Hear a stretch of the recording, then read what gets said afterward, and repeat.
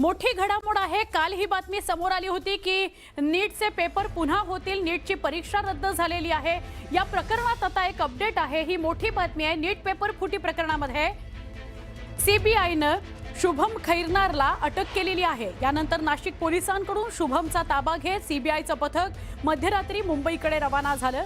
रात्री उशिरापर्यंत सीबीआयकडून जोरदार चौकशी करण्यात आली। पेपर फुटी रॅकेटमधील भूमिकेवर राष्ट्रीय तपास यंत्रणांचा फोकस आहे।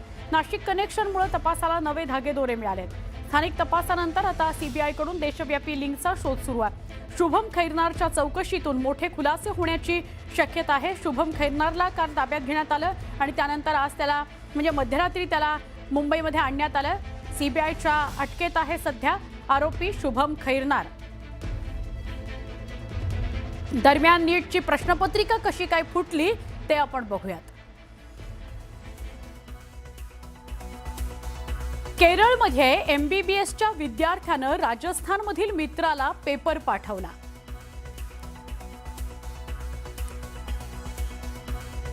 राजस्थान सीकर इथं तरुणाने प्रश्नपत्रिका व्हायरल केली। कोचिंग क्लास विद्यार्थ्यांकडे प्रश्नपत्रिका वाऱ्यासारखी पोहोचली।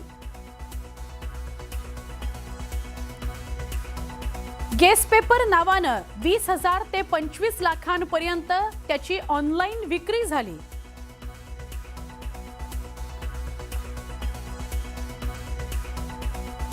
अहिल्यानगरमध्ये आरोपीनं प्रश्नपत्रिका विकल्या। नाशिकमध्ये नगरच्या आरोपीकडून 10 लाखांना प्रश्नपत्रिका विकत घेतली गेली, खरेदी झाली। पुढे 15 लाखांना प्रश्नपत्रिकेची विक्री व्हायला लागली। नाशिकमधून प्रश्नपत्रिका हरियाणामध्ये पोहोचली, तिथे त्याची विक्री झाली। हरियाणामध्ये पेपरचे 10 सेट तयार केले गेले। मग हरियाणामधून बिहारमध्ये प्रश्नपत्रिका पोहोचली। आंध्र प्रदेशमध्ये हरियाणातून प्रश्नपत्रिका पोहोचली। हरियाणामधून ही प्रश्नपत्रिका पोहोचली जम्मू काश्मीर पर्यंत। 42 तास आधीच पेपर फुटलेला होता। कसा प्रवास झाला या पेपराचा तो बघूया। आता हा शुभम खैरनार कोण आहे ते सुद्धा बघूया। नीट प्रकरणामध्ये शुभमला नाशिकमधून ताब्यात घेण्यात आलेला आहे। शुभम मधुकर खैरनार BAMS चा विद्यार्थी आहे।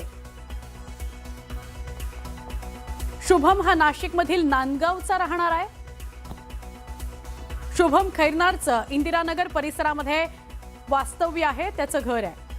शुभम भोपाळमधील वैद्यकीय महाविद्यालयाचा विद्यार्थी आहे, म्हणजे तो राहत नाशिकमध्ये असला तरी भोपाळमध्ये शिकत होता।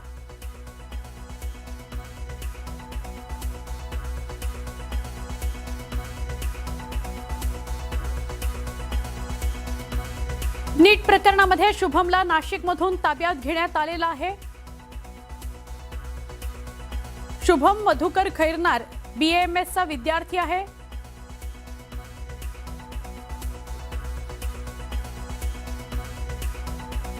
हा शुभम पोलिसांच्या जाळ्यात कसा अडकला ते सुद्धा आपल्याला बघायचंय। नाशिकला इंदिरानगरमध्ये त्याचं वास्तव्य।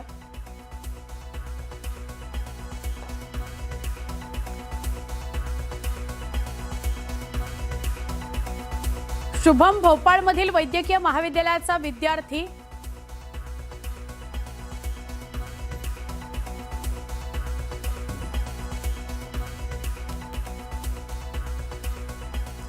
पुढे जाऊया। कथित नीट पेपर फुटी प्रकरणाचे पडसाद आता लातूरमध्ये सुद्धा उमटले। एका खासगी क्लासेस विरोधात गंभीर तक्रार दाखल झाल्यावर पोलीस प्रशासनाने चौकशी सुरू केली। या प्रकरणामुळे शहरातील शैक्षणिक वर्तुळात खळबळ उडालेली आहे। लातूरच्या पोलीस अधीक्षक कार्यालयामध्ये एका विद्यार्थिनीच्या पालकांनी 12 मेला प्रत्यक्ष हजर राहून एक लेखी तक्रार दिली। संबंधित क्लासेसनी परीक्षा होण्यापूर्वी विद्यार्थ्यांना दिलेल्या मॉक टेस्ट मधील तब्बल 42 प्रश्न हे प्रत्यक्ष नीट परीक्षेत जशाच्या तसे आले असा दावा या तक्रारीत या विद्यार्थिनीच्या पालकांनी केला। संबंधित क्लासचं नाव मात्र जाहीर करण्यात आलेलं नाही। संबंधित क्लासेसचा कथित पेपर फुटी रॅकेटशी काही संबंध आहे का याचा तपास आता पोलीस करतायत।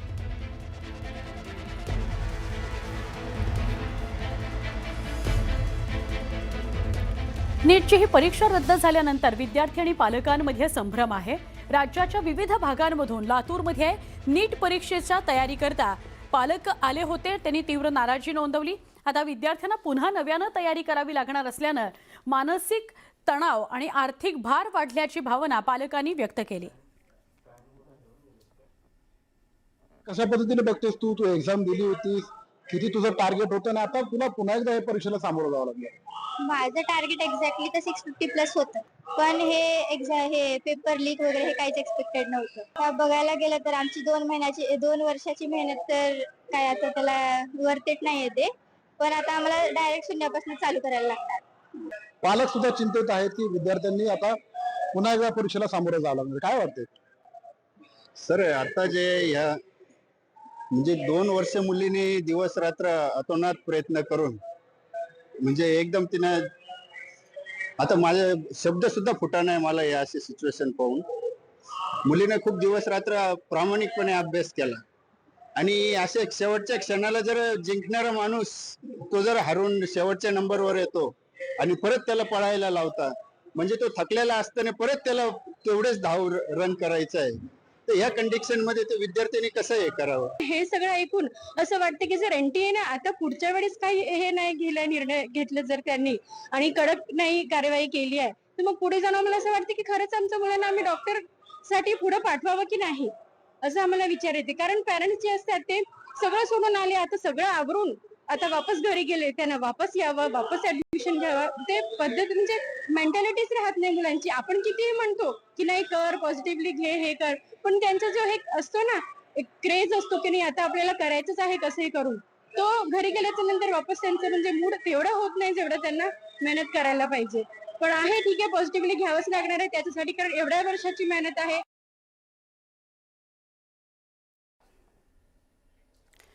तर वेगवेगळ्या ठिकाणाहून नाराजी व्यक्त होते आहे। लातूरमधली आपण ही पालकांची प्रतिक्रिया बघत होतो। महत्त्वाची बातमी आहे, नीट पेपर फुटीचं पुणे कनेक्शन सुद्धा समोर येतंय का, अशा चर्चा व्हायला लागल्या आहेत। पेपर फुटी संदर्भातील एक आरोपी पुण्यातला आहे असं सूत्रांकडून कळतंय। या पेपर फुटी संदर्भातील एक आरोपी पुण्यातला असण्याची शक्यता आहे। पुणे पोलिसांकडून या आरोपीचा शहरात कसून शोध घेतला जातोय। पुणे शहरामध्ये शोध मोहीम राबवत त्याला ताब्यात घेऊन पुणे पोलीस सीबीआयच्या ताब्यात त्याला देणार आहेत।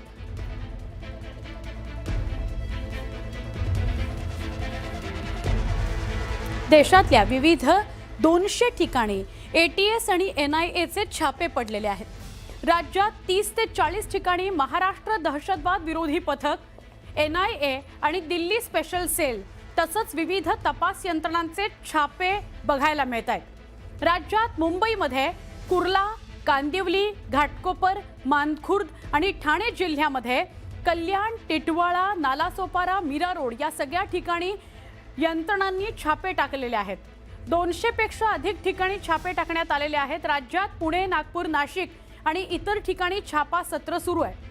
छुपे कॅमेरे लावून भारतीय सैन्य दलाची हेरगिरी करण्यात आली असा संशय आहे आणि त्यामुळे ही छापेमारी होते आहे। दिल्ली आणि अनेक राज्यात करण्यात आलेली ही कारवाई आहे। सीसीटीव्ही कॅमेरे लावून हेरगिरी सुरू होती असा संशय आहे। इंटेलिजन्सकडे तशी माहिती आहे, त्यामुळे सगळ्या यंत्रणा कामाला लागल्या आहेत। यातील आरोपींच्या संपर्कात असणाऱ्यांवर छापे टाकले जात आहेत। सोशल मीडियावर ॲक्टिव्ह असून आयसीएसच्या पोस्ट लाईक, शेअर आणि सबस्क्राईब करणाऱ्यांवर छापे टाकण्यात येतात। आमचे प्रतिनिधी अजित मांढरे यांच्याशी बोलूया। अजित, 1-2 ठिकाणी नाही, राज्यातल्या अनेक ठिकाणी मोठी छापेमारी यंत्रणांच्या माध्यमातून होतीये, काय अपडेट आहे? दिल्ली असेल, त्यानंतर हरियाणा, त्याच पद्धतीनं पंजाब इथले जे काही मुख्य सैन्य दलाचे स्थळं आहेत त्या ठिकाणी सीसीटीव्ही कॅमेरे लावून त्यांची हेरगिरी करण्यात आली होती। या संबंधी सज्जाद भट आणि डोगरा या दोघांना जे आहे ते अटक केली होती। त्याचबरोबरीनं एकूण 11 आरोपी या प्रकरणामध्ये अटक आहेत। याच प्रकरणी आता देशभरातील संपूर्ण तपास यंत्रणा ज्या आहेत ज्यामध्ये विशेष करून Delhi special cell, Maharashtra ATS आहे, त्याचबरोबरीनं एनआयए आहे, या विविध तपास यंत्रणा ज्या आहेत ज्या दहशतवादी कारवाई संदर्भात छापे टाकतात किंवा कारवाया करतात. तर अशा सर्व यंत्रणांनी एकत्रित मिळून देशभरामध्ये 200 पेक्षा जास्त ठिकाणी छापे टाकलेत. त्यामध्ये सर्वात जास्त छापे हे महाराष्ट्रामध्ये आहेत. महाराष्ट्रात मुंबई आहे, नागपूर, नाशिक, पुणे असे विविध मुख्य शहरं जी आहेत या शहरांमध्ये टाकलेले आहेत. तर त्यामध्ये मुंबईमध्ये घाटकोपर, कुर्ला, त्यानंतर मानखुर्द अशा विविध ठिकाणी छापे टाकण्यात आले असून ठाणे जिल्ह्यातील कल्याण, टिटवाळा, नालासोपारा, मीरा रोड अशा विविध ठिकाणी छापे टाकलेले आहेत. एकंदर या सगळ्या प्रकरणामध्ये आयसिस ही जी दहशतवादी संघटना आहे प्रतिबंधित, यांच्या सर्व व्हिडिओला लाईक करणारे, शेअर करणारे, सबस्क्राईब करणारे, त्यांच्यावरती कमेंट करणारे, त्याचबरोबर सतत त्यांच्या संपर्कामध्ये असणारे सोशल मीडियाच्या माध्यमातून अशा सर्व लोकांना इंटरसेप्ट करून ही कारवाई केली जाते. मुळात सज्जाद भट आणि डोगरा यांनी जे काही कारनामे केले होते त्याला सोशल मीडियावरती काही निवडक लोकांनीच तिथं त्यांना फॉलो केलं होतं आणि तिथून ज्यावेळी तपासामध्ये समोर आलं की सोशल मीडियाच्या माध्यमातून ते अनेकांशी संपर्क होते आणि अशाच प्रकारे देशभरामध्ये इतर ठिकाणी सीसीटीव्हीच्या माध्यमातून हेरगिरी केली जाते असा संशय जेव्हा तपास यंत्रणांना आला त्यावेळी तपास यंत्रणांनी हे एकाच पद्धतीनं 200 पेक्षा जास्त जणांना इंटरसेप्ट करून त्यांच्या ठिकाणी छापे टाकलेले आहेत.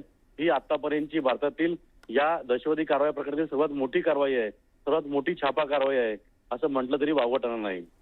नक्की अजित, धन्यवाद. आपण सविस्तर माहिती दिली त्याबद्दल.